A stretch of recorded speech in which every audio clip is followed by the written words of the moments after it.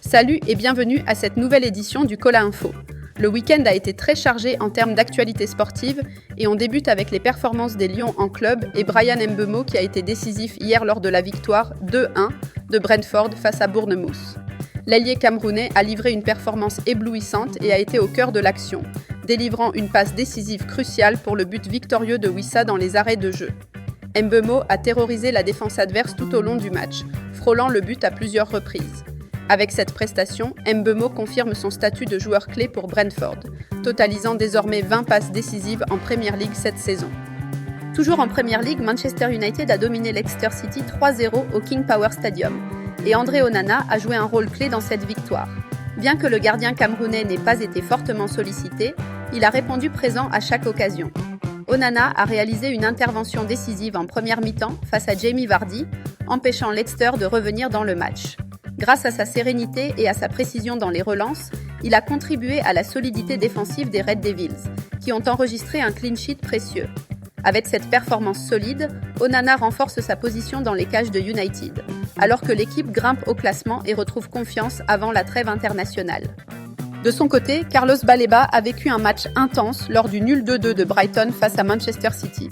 Le milieu camerounais a été au cœur de l'action, multipliant les interventions décisives et les passes précises. Avec 89% de passes réussies, Baleba a été un maillon essentiel dans la construction du jeu des Seagulls. Mais le moment clé du match est survenu à la 80e minute. Servi par Welbeck et Pedro, Baleba s'est retrouvé seul face au but. Malheureusement, sa frappe s'est envolée dans les tribunes, privant Brighton d'une victoire historique à l'Etihad. Malgré cette occasion manquée, la performance globale de Baleba confirme sa montée en puissance et son importance croissante dans le dispositif de Brighton, qui continue de rêver d'une place en Ligue des Champions. On enchaîne en France, où plusieurs Camerounais se sont illustrés en commençant par Franck Magri, qui a brillé malgré la défaite de Toulouse face à Strasbourg. L'attaquant camerounais a ouvert le score dès la 3e minute, démontrant son instinct de buteur. Ce but précoce, son 4e de la saison en Ligue 1 en 4 matchs, confirme sa montée en puissance. Magri a été un danger constant pour la défense strasbourgeoise, totalisant 3 tirs dont un cadré. Malgré ses efforts, Toulouse s'est incliné 2-1, mais la performance de Magri est encourageante et de bonne augure avant de rejoindre les Lions pour la trêve internationale de mars. Avant de continuer, merci de prendre un instant pour laisser un pouce, partager et vous abonner à Cola Sports si ce n'est pas encore fait. C'est gratuit et nous vous en remercions d'avance. En Ligue 2, Arthur Avom et Darlin Yangwa ont brillé lors de la victoire écrasante de Lorient 4-0 contre Bastia. Avom, le milieu de terrain de 20 ans, a ouvert le score à la 23e minute d'une frappe puissante depuis l'extérieur de la surface, inscrivant son 2e but de la saison. Sa performance confirme sa montée en puissance depuis son arrivée en 2023. Yangwa, le latéral gauche de 23 ans, a parachevé le succès en marquant le 4e but à la 88e minute. Avec 5 passes décisives cette saison, Yangwa s'affirme comme un élément offensif clé pour Lorient. Cette victoire conforte la place de leader des Merlus en Ligue 2 avec 33 points en 16 matchs. Les performances d'Avom et Yangwa envoient un message fort au sélectionneur Mark Bryce, qui ne les a pas retenus pour la dernière liste des Lions indomptables. En Espagne, le Rayo Vallecano a arraché un match nul de but partout face à la Real Sociedad dans un match palpitant. Etienne Eto'o, entré en jeu à la 55e minute, a apporté un nouveau souffle à l'attaque du Rayo. Bien que n'ayant pas marqué, le fils de la légende camerounaise Samuel Eto'o a contribué à la pression offensive qui a permis à son équipe de renverser la situation. Le Rayo, mené 1-0, a égalisé par Trejo à la 58e minute avant de prendre l'avantage grâce à Pedro Diaz à la 61e. Malheureusement, un but tardif de Mariescu Reina a privé le Rayo de la victoire. Ce résultat maintient le Rayo à la 8e place de la Liga, toujours en course pour une qualification européenne. Flavien Boyomo, quant à lui, a vécu une soirée difficile lors de la défaite 2-1 d'Osasuna face à Getafe. Le défenseur central camerounais, titulaire pour la 17e fois de la saison en Liga, n'a pas pu empêcher son équipe de concéder 2 buts. Malgré une prestation solide avec 89% de passes réussies, Boyomo n'a pas réussi à contenir les assauts de l'attaque adverse. Cette défaite est un coup dur pour Osasuna, qui glisse à la 9e place du classement. Boyomo, qui compte désormais 20 matchs toutes compétitions confondues cette saison pour 2 buts, devra se remobiliser rapidement après la trêve internationale. Le prochain match contre le Real Madrid sera crucial pour lui et son équipe dans la course à l'Europe. Toujours en Liga, Ivan Neyou a vécu une soirée mouvementée lors de la défaite 3-2 de Leganés face au Betis Séville. Le milieu camerounais a été au cœur de l'action dès le début. écopant d'un carton jaune à la 25e minute pour une faute sur Pablo Fornals. Malgré cette mise en garde précoce, Neyou a continué à se battre au milieu de terrain, contribuant aux efforts défensifs de son équipe.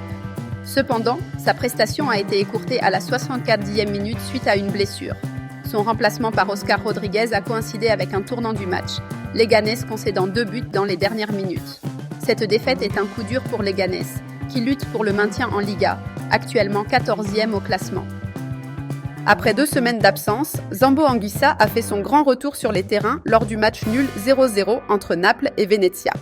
Le milieu camerounais, remis d'une blessure musculaire, a débuté sur le banc des remplaçants et il est entré en jeu à la 77e minute. Malgré un temps de jeu limité, Zambo a touché 14 ballons, montrant qu'il est prêt à retrouver son rôle clé dans l'entrejeu napolitain. Ce retour est une excellente nouvelle pour Naples, actuellement 2e de Serie A à 1 point du leader, l'Inter Milan.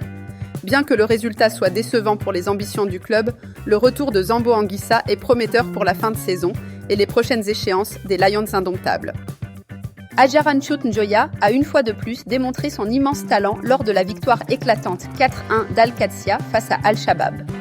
L'attaquante camerounaise a été tout simplement irrésistible, inscrivant un doublé et délivrant une passe décisive. Son premier but, marqué d'une frappe puissante à la 12e minute, a donné le ton du match. Elle a ensuite récidivé en seconde période avec une finition clinique après un superbe travail collectif. Sa passe décisive pour le 3e but a également mis en lumière sa vision de jeu et son altruisme. Avec cette performance magistrale, Adjara continue de briller en Saudi Women's Premier League, portant son total à 20 buts cette saison. Une prestation qui confirme son statut de meilleure buteuse du championnat. On termine l'actu des Lions en club aux États-Unis où Eric Maxime Choupo-Moting a brillé lors du match nul 2-2 des New York Red Bulls face à Orlando City. L'attaquant camerounais a inscrit son premier but en MLS sur pénalty à la 29e minute, ouvrant son compteur avec sa nouvelle équipe. Choupo-Moting a été un danger constant pour la défense d'Orlando, provoquant le pénalty qu'il a lui-même transformé. Sa présence offensive a pesé tout au long du match, forçant le gardien d'Orlando à plusieurs arrêts décisifs en seconde période. Dans le reste de l'actu foot, Newcastle United a brisé une disette de 70 ans sans trophée majeur en battant Liverpool 2-1 en finale de la Carabao Cup à Wembley. Les Magpies ont dominé du début à la fin, avec Dan Burn ouvrant le score à la 45e minute grâce à un header puissant sur corner. Alexander Isak a doublé la mise en seconde période, sécurisant ainsi la victoire malgré un but tardif de Federico Chiesa pour Liverpool. Cette victoire historique est le premier titre de Newcastle depuis la FA Cup de 1955, et elle couronne la renaissance du club sous la direction d'Eddie Howe. Les supporters de Newcastle ont célébré avec ferveur, marquant un tournant dans l'histoire du club. En Espagne, le FC Barcelone a réalisé une remontada historique face à l'Atlético Madrid, s'imposant 4-2 après avoir été mené 2-0 à la 70e minute. L'Atlético avait ouvert le score grâce à Julián Álvarez avant qu'Alexander Sørloth ne double la mise. Mais Barça a renversé la situation avec Robert Lewandowski, Ferran Torres par 2 fois et Lamine Yamal, qui a marqué un but spectaculaire dans le temps additionnel. Cette victoire replace Barça en tête de la Liga, à égalité avec le Real Madrid, mais avec un match en retard. Ce comeback est un coup de maître pour Hansi Flick, qui a prouvé une fois de plus la mentalité de son équipe. Cette performance conforte Barça dans la course au titre et laisse Atlético à 4 points des leaders. On termine cette édition avec l'image du jour et les Lions indomptables qui ont débuté ce lundi, leur stage préparatoire pour les 2 matchs de mars, et à demain pour une nouvelle édition du Cola Info.